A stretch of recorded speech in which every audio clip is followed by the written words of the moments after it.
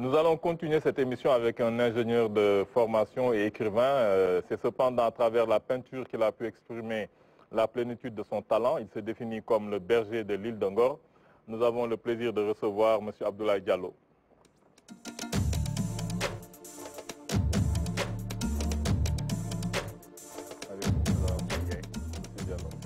Merci beaucoup. Bonsoir M. Diallo. Bonsoir M. Diallo. Nous sommes très heureux de vous accueillir sur ce plateau. Un bonheur pour moi et un plaisir immense.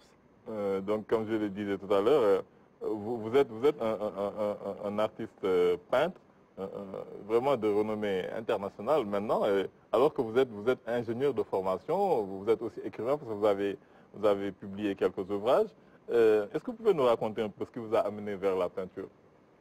Bon, je veux devenir artiste. Je voudrais profiter en fait de cette séance pour d'abord vous remercier et formuler une prière pour nos âmes déjà parties, nos parents et nos amis qui viennent de nous lâcher à cause de ce Covid-19. Prier pour que leurs âmes rejoignent le degré de bien-être éternel. Amen. Maintenant, pour répondre à votre question, artiste, plasticien, je ne le suis pas encore. Je veux le devenir. Ingénieur, je l'ai été. Je le suis peut-être toujours parce que j'ai vu un petit peu de cela. Écrivain, c'est quand même assez flatteur. Je l'ai publié que 3 fois, je crois.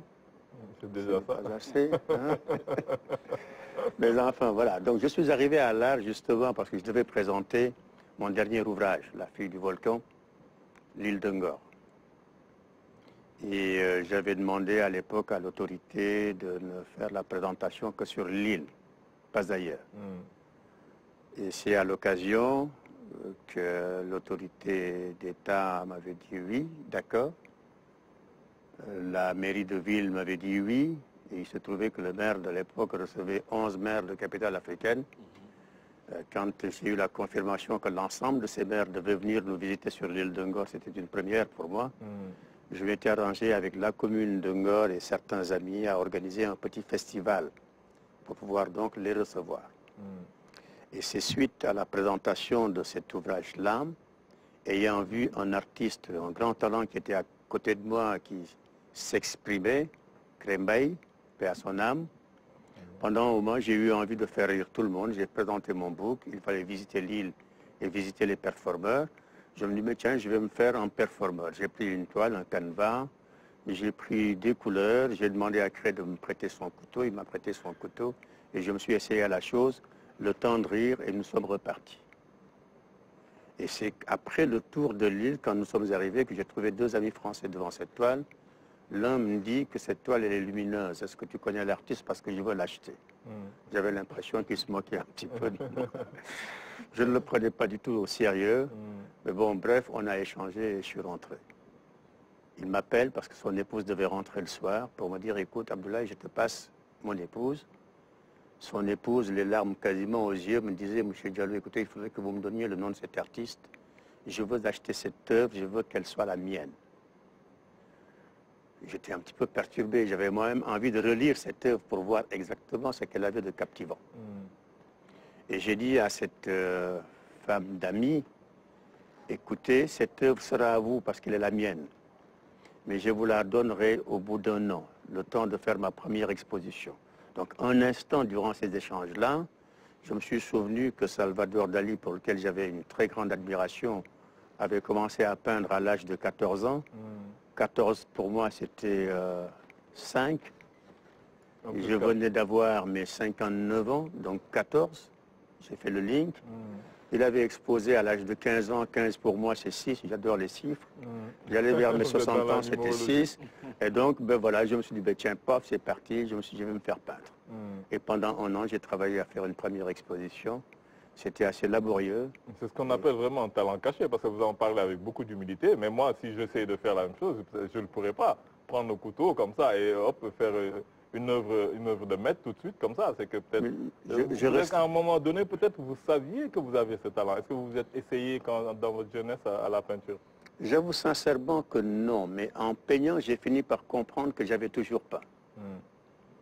J'avais toujours peint parce que je suis scientifique de formation. J'avais toujours peint parce que j'étais à l'école comme tout le monde. Et donc, quand on commence l'école primaire, on vous enseigne dans un premier temps le trait vertical, je crois. Ensuite, le trait horizontal pour aller vers le trait oblique. Et ensuite, vous êtes dans les figures géométriques. Comment faire un carré, comment faire un rectangle, comment faire un cercle, ainsi de suite. Et la deuxième étape, c'est le coloriage. Vous le faites. Donc, plus vous progressez dans le cycle primaire, vous arrivez au corps humain. Vous arrivez à la cartographie. Vous arrivez à un certain nombre de choses. Donc, au lycée, ça se renforme. Quand vous êtes dans une voie totalement scientifique, après, c'est la géométrie qui rentre. Géométrie dans l'espace, géométrie fractale, etc. etc. Donc, qui dit géométrie parle d'ombre et de lumière. Ben, en réalité, en art, qu'est-ce que vous avez d'autre? Si ce n'est maintenant le contenu que vous voulez donner à votre œuvre, le contenu que les autres, le ressenti des autres. Mais du point de vue pratique, vous ne faites rien d'autre que de la géométrie. Mais il y a quand même une grande différence entre un dessinateur, je veux dire, industriel, quelqu'un qui a fait de la DAO, de la CAO, et un artiste quand même, parce qu'il y a toute l'émotion, c'est lui, dans les faits, dans la pratique, ça peut paraître différent, mais en réalité, non. Que fait en fait celui qui est en DAO, qui est en AutoCAD, qui est ingénieur tout simplement et qui conçoit un système? Il a lu sa société, il veut leur proposer quelque chose qui leur offrirait du confort. Il a lu sa société où il a lu un projet et il veut leur proposer quelque chose qui est facilement lisible pour que l'ouvrier, lui, qui est sur le terrain, puisse exécuter et réaliser cet ouvrage-là. Que fait l'artiste? Il lit sa société et il la peint. Mais comment l'artiste peint-il sa société? Est-ce qu'il peint sa société en se retrouvant en se lançant dans le vide pour se retrouver dans une sorte d'état second qui fait qu'au terme, une fois le résultat de la peinture est là, il se dit, je découvre avec le public, le regard du public, ce que peut-être je ne devinais pas ou que je ne pouvais pas deviner. Est-ce que ce n'est pas cet état second-là qui conduit à la production de quelque chose qui déjà étonne le peintre avant d'étonner peut-être ce qui... Vous savez, les démarches peuvent être différentes. Je peux vous parler de la mienne. J'avoue sincèrement qu'au départ, je n'avais pas structuré ou rationalisé ma démarche. J'étais dans le jeu et je m'étais dit tout simplement qu'en réalité, toutes les grandes inventions sont parties de jeux. Ces jeux, ça c'est sur un socle très puissant. Ce socle, c'est d'abord la belle intention, c'est la confiance a priori à tout élément de la nature et c'est l'immense volonté. Cette immense volonté, ça c'est un hadith prophétique qui nous dit que si la volonté de l'homme s'attachait à atteindre ce qui est au-delà du trône céleste, elle y parviendrait forcément par la grâce d'Allah. Donc si vous êtes habité par ces trois éléments, rien ne peut vous permettre en fait de ne pas arriver au bout. Et j'avais pris comme exemple, comme modèle en réalité, celui qui m'a fait aimer les télécommunications, Graham Bell, qui ne s'est pas levé un beau jour pour dire que je vais travailler à inventer le téléphone. Il était professeur de diction, il était ingénieur, mais il avait une femme sourde et une maman sourde. Donc sa belle intention, c'était de faire de sorte que ces deux êtres qui lui étaient chers puissent quand même entendre et profiter de cette diction. Et il s'est mis à vouloir créer des appareils auditifs pour leur faciliter cette chose. Mais c'est à force de jeu, à force d'assemblage, qu'il a fini par non pas créer cet appareil auditif, mais qu'il a inventé. Par hasard, il y a beaucoup d'inventions qui sont peut-être le fruit du hasard, entre guillemets. Mais il y a plein de choses comme ça. En art, il n'y a pas de secret. Que vous fixiez un objectif au départ, que vous n'ayez pas d'objectif au départ, dès l'instant où vous avez votre toile par terre ou debout et que vous avez envie de danser avec, il y a effectivement des choses qui vous viennent et que vous répercutez systématiquement dans la chose. C'est une démarche qui souvent échappe aux mots. On ne sait pas le traduire, on le vit. Alors ça, la définition que les philosophes indiens ont donnée à la chose est quand même assez forte de mon point de vue. Parce que chez les Indiens et dans la philosophie indienne en général, on dit que l'homme peut subir trois formes d'orientation. Il y a l'orientation du regard, qui vous limite à l'observation des choses. Il y a l'orientation de l'esprit qui peut vous permettre d'aller jusqu'à la contemplation des choses. Et il y a celle de l'âme qui vous limite au divin. Le divin est beau, l'art est beauté, tout simplement, et douceur. Ce n'est pas pour rien qu'on dit de tous les artistes qu'ils sont profondément spirituels, même s'ils ont des parcours d'éléments pervers, comme Salvador Dali, je le cite tout le temps, parce qu'en réalité, il y a énormément d'admiration pour cet homme. Dali était connu comme artiste pervers. Absolument, mais comme vous le Dali, savez bien, vous qui êtes très spirituel, Satan, il a vraiment juré de se mettre sur le chemin qui mène vers Dieu. Donc, comme le chemin de l'art mène vers Dieu, c'est pour ça qu'il y a beaucoup d'artistes qui subissent ce genre de pression, parce que Satan est sur le chemin qui mène vers le divin, et il va essayer tout le temps de vous mettre des bâtons dans les roues. Mais la finalité est toujours très belle. Ce pervers qu'on disait réellement pervers en fin de vie nous a récité une sourate du Coran. Sans qu'on s'en rende compte. C'est quand il a, sur son lit de mort, quand il a invité ses médecins à venir le voir. Quand ils sont tous réunis autour de lui, pensant qu'il était sain, qu'il n'avait rien et qu'il était encore dans ses élucubrations, il leur a tout simplement dit que je vous ai invité à venir constater votre incapacité à relever le défi divin. Je vais mourir et vous n'y pouvez rien. Ils le regardent, avec des yeux effectivement et des grilles. Ils sortent de la chambre. À peine ont-ils franchi le seuil de la clinique, on les a rappelés pour leur dire qu'il était mort. S'il était sénégalais, on en aurait fait un wali. Et 58 ans après avoir été inhumé, une fille qui sort du néant pour dire effectivement que c'était sa fille, quand on a ordonné un certain nombre de choses et après vérification, on s'est rendu compte que 58 ans sous terre, ses moustaches étaient restées dans la position 10h10. Et on a exhumé pour pouvoir faire des tests ADN. Ces tests d'ADN et autres.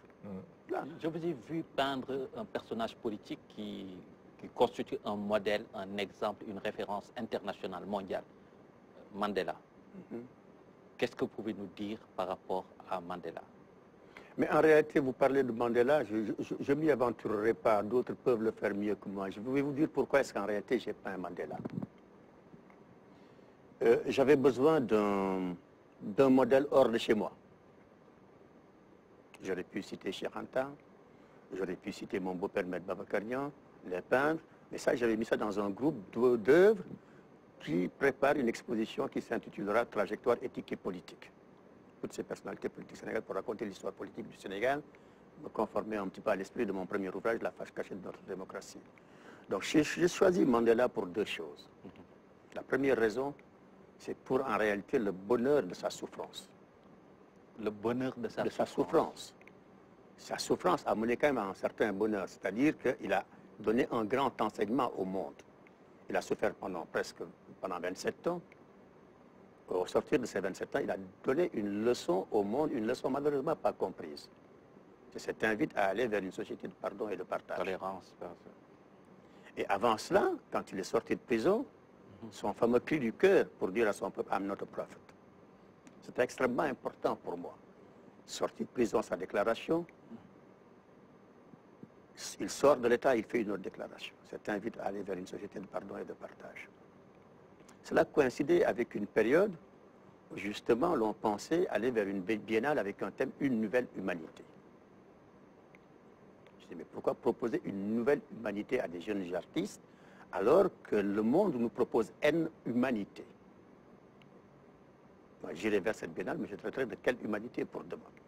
Donc j'ai choisi le cadre Mandela après avoir traité de la finalité de la démocratie sur une œuvre. Il me fallait un homme politique. J'ai pris Mandela pour plusieurs raisons. D'abord par rapport aux chiffres. J'aime bien le chiffre parce que mon process de création dure 9 mois. 9 couches en fait. Pour reprendre le principe de la gestation. Lui, le seul créateur. Le seul. C'est Allah subhanahu wa ta'ala. Il n'y en a pas deux. Si on nous prête cet attribut de Dieu, créateur, entre guillemets, c'est parce que l'homme, notre acheteur, qu'il soit collectionneur ou autre, attend de nous un élément exclusif. Que ce que Dieu crée est un élément exclusif, c'est un homme. Qu'il crée et qu'il sculpte de l'intérieur, à l'intérieur du ventre de la femme, il sculpte cet être qui devient la plus belle œuvre et dotée d'intelligence. Donc je me dis, dans mon process, je vais sur ce process de 9 couches, chaque couche représentant un mois, et à un certain moment, je crée ce que j'appelle l'ADN de l'œuvre, à un autre moment, je crée ce que j'appelle les empreintes de l'œuvre, etc., etc. La signature qui est affichée derrière est une signature presque pas importante pour moi. La vraie signature, elle est à l'intérieur. Et là, quand j'ai commencé ce process, je découvre que d'autres peintres, par le passé, avait fait ce qu'on a appelé en fait de la peinture multicouche. Moi, je me suis dit que je m'arrête à ces 9. Donc, tant que dans mon œuvre n'apparaît pas 3 chiffres, je ne la considère pas comme quasi achevée. Je ne la signe pas. Et je ne l'accroche pas. Les chiffres, vous êtes les seuls à les percevoir, en fait. C'est ça qui est intéressant. Mais de l'extérieur, les gens ne peuvent pas deviner. Ils ne devinent pas. Bon, l'esprit des 9 couches, tout le monde le sait maintenant, parce qu'en fait, j'en ai tellement parlé que tout le monde sait que je travaille sur la base de 9 couches. Le 4 et le 7 arrivent. Ce 4, c'est ce qui fait de mon œuvre une œuvre exclusive. Et c'est ce qui me pousse souvent à être fantaisiste en disant que nul ne peut copier mon œuvre. Et c'est vrai. Je l'affirme ici. Le 4, c'est ce que j'appelle souvent l'ADN de l'œuvre pour faire appel aux 4 éléments de notre ADN qui font de nous des éléments exclusifs. Et le 7 arrive à un moment X. Parce qu'en fait, un enfant, au bout de 7 mois, peut sortir. Hein? Et puis après, on va utiliser d'autres systèmes pour qu'il atteigne ses 9 mois. Mais à 9 mois, il est 1947. Voilà. Est-ce que ça correspond? Est-ce qu'il y a un message codé, caché derrière? Alors pour le cas de Mandela, j'ai pris d'abord son numéro de prisonnier, le 466e prisonnier de 1964.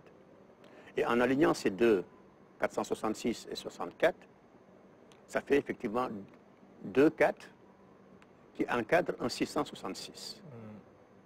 Alors c'était assez amusant parce qu'on était aussi à une certaine époque où tout le monde tapait sur le 666 en disant que c'est le nombre de la bête, etc. etc. Quand j'ai vu ça, je me dis, mais ça c'est quand même fascinant parce que j'aime bien déranger. Mais j'ai linké pour moi le 666 sur la nuit du destin.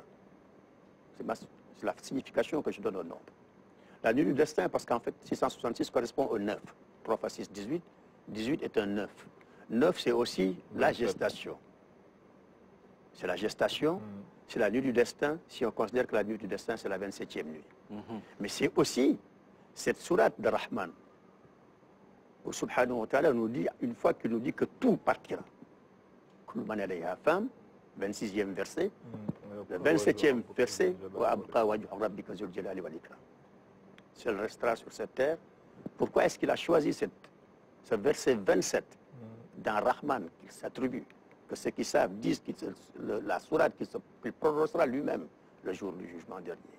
Pourquoi est-ce que le 27 soit réellement le verset choisi pour annoncer le seul élément qui restera en fait, et c'est le seul élément qui permettra à quelqu'un, quand on dit de quelqu'un qu'il rejoigne le degré de bien-être éternel, c'est justement lui offrir la possibilité, ou prier pour qu'il ait la possibilité d'avoir un jour en face de lui cette face de Dieu subhanahu wa ta'ala.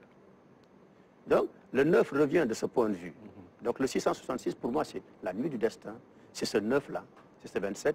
Et ce qui est extraordinaire chez Nelson Mandela, c'est que ce 9 apparaît plusieurs fois. Il apparaît par son numéro de prisonnier, mais il apparaît aussi dans la durée de vie. En prison, Nelson Mandela a 27 ans. Alors, ce qui m'avait posé problème, après, je n'avais pas encore commencé à travailler sur l'œuvre. Hein. Je me disais tout simplement qu'il faut que j'offre Mandela comme modèle. Et je cherchais mes chiffres. Et voilà, quand j'ai vu donc ce 9 2 fois, je me dis, mais en fait, il est sorti de prison en quelle année? En 1990, qui me donne un 10, mais un 10 qui suspend un 1. Donc du coup là, la curiosité s'est installée. Je me dis que cet homme, il m'intéresse. Je vais travailler sur son portrait, mais je voulais faire un portrait totalement en chiffres. Quand j'ai fini mes chiffres, les 27 années de prison, le 466-64, le 1990, j'étais un petit peu embêté parce que je ne voyais pas mon 4, je ne voyais pas mon 7. Et j'ai repris la lecture, tout simplement, Mandela, pour essayer de comprendre pourquoi est-ce que je reste là bloqué pendant presque 15 jours, je ne vois ni le 4 ni le 7 dans cette œuvre ne s'achèvera jamais. Peut-être qu'il n'existe pas. Mais en fait, il a existé. Il a existé parce que la lecture m'a permis de retrouver les 43 années d'apartheid. Donc, c'est voulu renchérir, en fait, enrichir le projet. Parce que 43, c'est un 4 plus 3, c'est égal à 7. Mais juste une petite question. On peut deviner que dans vos tableaux, peut-être il y a une partie de vous. Peut-être que vous êtes totalement extérieur au tableau. Et tout de suite, moi, ce qui m'interpelle, c'est que l'artiste qui vend son tableau. Est-ce que quand l'artiste vend son tableau, est-ce que quelque part, il n'abandonne pas une partie de soi? Non, il est dans l'artiste. Quand je me plais tout le temps à dire que je ne suis pas artiste. Mais vous l'êtes. Je dis que pour être artiste, il faut 4 éléments. L'artiste est un métier, le métier d'art, et particulièrement le métier d'artiste englobe 4 métiers. On ne peut pas être artiste si on n'est pas dans la pensée, si on n'est pas penseur. Vous êtes dans la pensée. On ne peut pas être artiste si on n'est pas bon ouvrier. Vous êtes un bon ouvrier. Je suis père, je suis fils d'un ouvrier. Vous êtes ingénieur aussi. Vous êtes ouvrier. On ne peut pas être artiste si on n'est pas alchimiste. Sinon, on n'invente rien. Alchimiste, ça c'est autre chose quand même. Et la 4e, c'est quoi? Mais il faut être un bon marketeur. Donc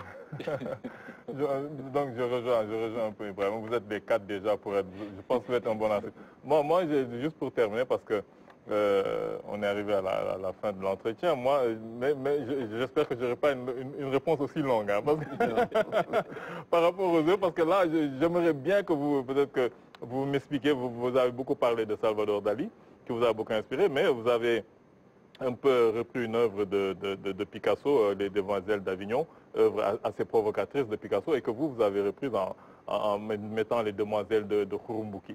Donc, moi, je me dis, voilà, par rapport à votre spiritualité, c'est quoi cette provocation, Les Demoiselles de Khouroumboukhi? Ce n'est pas une provocation, c'est une histoire réelle que j'ai voulu raconter. Je n'ai pas repris Les Demoiselles d'Avignon. Je ne sais pas si vous avez vu l'œuvre Les Demoiselles d'Avignon. Oui, ben c'est du cube. Non, je ne parle pas du Bachar, oui, non, je parle de l'appellation. Je me suis posé des questions parce que pendant un moment, je me dis, mais Demoiselles, ça effectivement renvoie à Demoiselles d'Avignon. Absolument. Et je me dis que, mais après tout, Picasso n'est pas propriétaire du mot Demoiselle. Non, c'est pas seulement la Demoiselle, mais c'est aussi le rôle que jouent ces demoiselles. On sait ce que veut dire Les Demoiselles d'Avignon. Le titre à l'origine, c'était pas ça. Khouroumboukhi aussi, on sait un peu à quoi ça... Les Demoiselles de Khouroumboukhi, en fait, c'est un roman sur lequel j'étais en train de travailler. J'avais envie de raconter la souffrance de ces filles qui sont nées malheureuses et qui ont vécu malheureuses et qui sont morts oubliées de l'histoire. Vous connaissez Khouroumboukhi? À peu près, oui. Vous en avez entendu parler? Oui, bien sûr.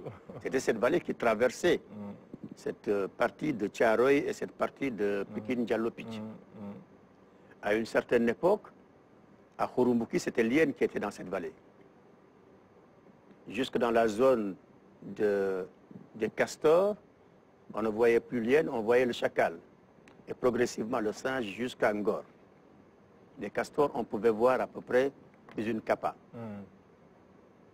Et bien avant cela, donc, l'hyène, au fur et à mesure que l'homme est venu se mettre en place, l'hyène a cédé la place à ces hommes-là.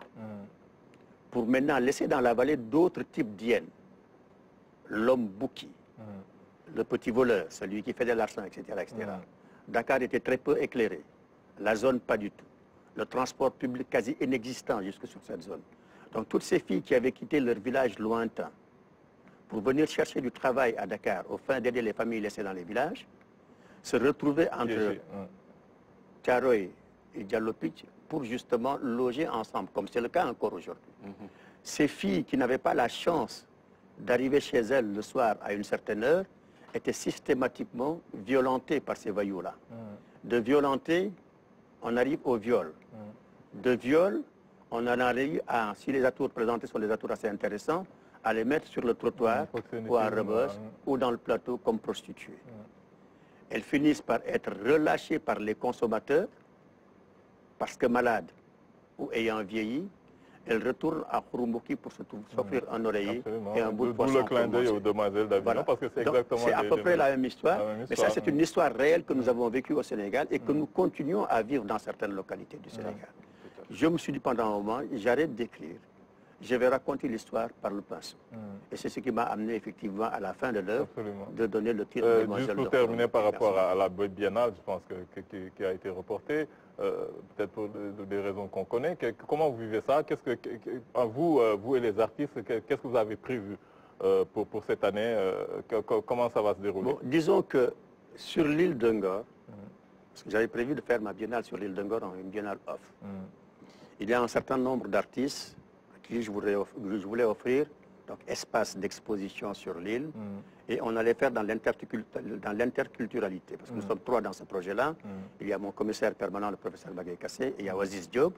Nous nous étions proposés de projeter l'ensemble des films des précurseurs du cinéma sénégalais dans un centre que nous avons mis en place au niveau de l'île de Ngor, Sembène Ousmane, particulièrement, Djibril Diop Mambeti, Mahma Johnson Traoré, et les films de Oasis, éventuellement quelques films de sa fille. On avait invité des performeurs, dont Nathalie Vérac et autres, d'autres performeurs sculpteurs qui allaient donc venir, et le berger de l'île de Ngor allait faire une grande exposition sur l'océan. Il dit bien sur l'océan. Il avait prévu de faire des échafaudages de 14 mètres dans l'eau, et sur chaque échafaudage, dos à dos, mettre 2 grandes œuvres de 4 à 5 mètres de hauteur, comme porte d'entrée de ce offre qui était donc prévu sur l'île de Ngor, qu'on avait baptisé l'île de Ngor, havre de culture, Tahawalu.